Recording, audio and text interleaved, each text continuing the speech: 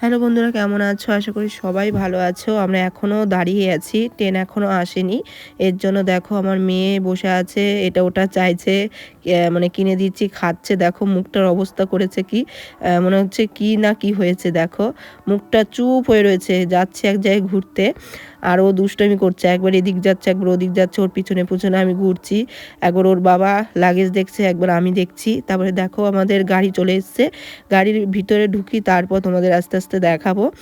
এই দেখো আমরা ঢুকেছি আর আমাদের দেখো নিচেই আমাদের রুম পেয়ে গেছি, আমাদের উপরে না আমাদের নিচে।